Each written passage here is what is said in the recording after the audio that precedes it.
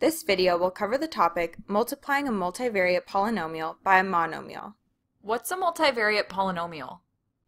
A multivariate polynomial is a polynomial with more than one variable in it. Some examples would be 5x plus 3y plus 4, 34y squared plus 12b plus 54, and 24v plus 12y minus 45x. Notice how each of these expressions contains more than one variable. This makes them multi, meaning more than one, variate, meaning variable. So how do we multiply a multivariate polynomial by a monomial?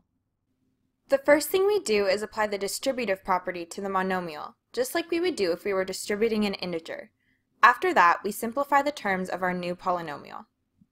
I think I understand, but can we look at an example problem just in case?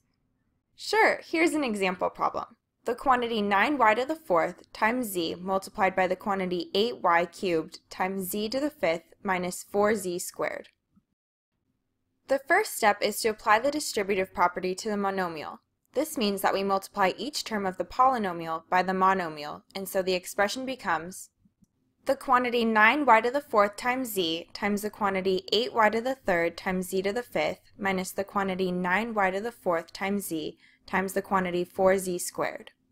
Next, we simplify the terms of the polynomial, and so this term simplifies to 72y to the seventh z to the sixth. The other term simplifies to negative 36z cubed y to the fourth. And so we put the two together and the final expression becomes 72y to the seventh z to the sixth minus 36z to the third y to the fourth.